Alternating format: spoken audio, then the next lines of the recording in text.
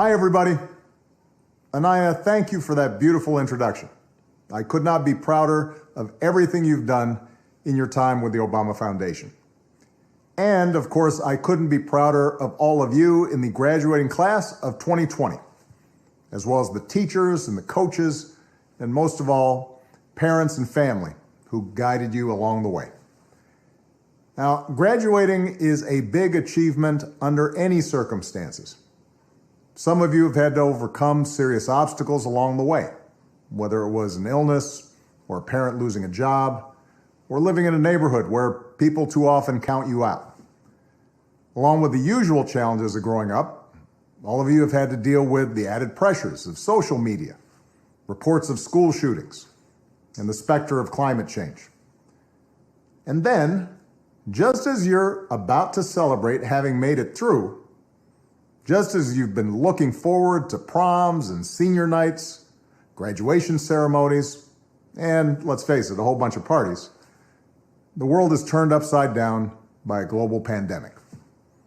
And as much as I'm sure you love your parents, I'll bet that being stuck at home with them and playing board games or watching Tiger King on TV is not exactly how you envisioned the last few months of your senior year. Now, I'll be honest with you. The disappointments of missing a live graduation, those will pass pretty quick. I don't remember much of my own high school graduation. I know that not having to sit there and listen to a commencement speaker isn't all that bad. Mine usually go on way too long. Also, not that many people look great in those caps, especially if you have big ears like me.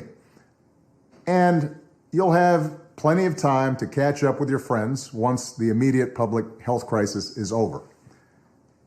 But what remains true is that your graduation marks your passage into adulthood, the time when you begin to take charge of your own life. It's when you get to decide what's important to you, the kind of career you want to pursue, who you want to build a family with, the values you want to live by. And given the current state of the world, that may be kind of scary. If you'd planned on going away for college, getting dropped off at campus in the fall, that's no longer a given. If you are planning to work while going to school, finding that first job is going to be tougher.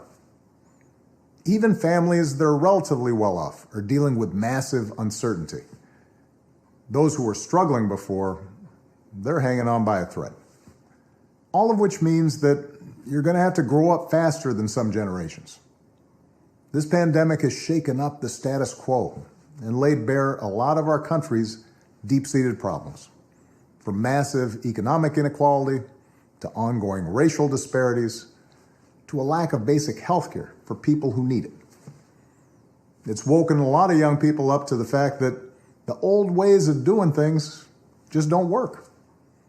That it doesn't matter how much money you make if everyone around you is hungry and sick.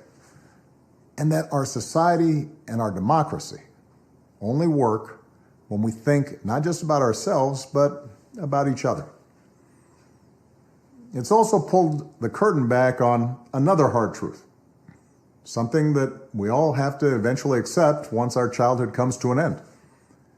You know, all those adults that you used to think were in charge and knew what they were doing, turns out they don't have all the answers.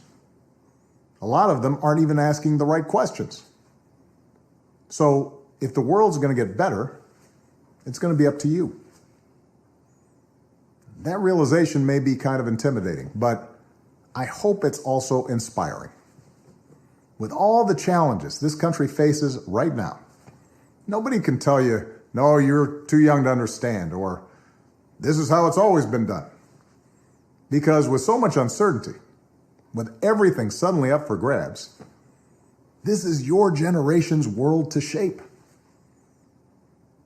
Since I'm one of the old guys, I won't tell you what to do with this power that rests in your hands, but I'll leave you with 3 quick pieces of advice. First, don't be afraid. America's gone through tough times before. Slavery, civil war, famine, disease, the Great Depression, and 9/11. And each time, we came out stronger. Usually because a new generation, young people like you, learned from past mistakes, and figured out how to make things better. Second, do what you think is right. Doing what feels good, what's convenient, what's easy, that's how little kids think. Unfortunately, a lot of so-called grown-ups, including some with fancy titles and important jobs, still think that way, which is why things are so screwed up. I hope that instead you decide to ground yourself in values that last, like honesty, hard work, responsibility, fairness, generosity, respect for others. You won't get it right every time. You'll make mistakes, like we all do. But if you listen to the truth that's inside yourself, even when it's hard, even when it's inconvenient, people will notice. They'll gravitate towards you, and you'll be part of the solution instead of part of the problem. And finally, build a community.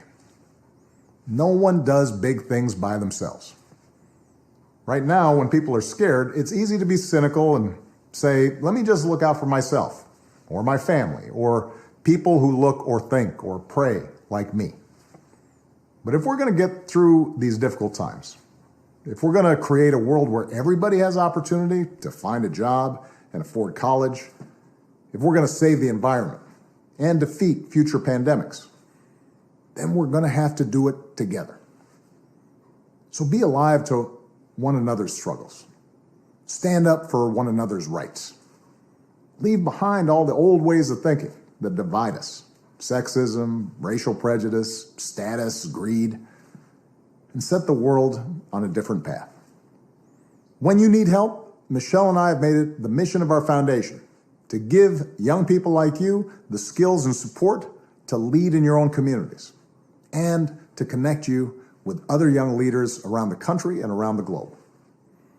But the truth is, you don't need us to tell you what to do, because in so many ways, you've already started to lead. Congratulations, class of 2020. Keep making us proud.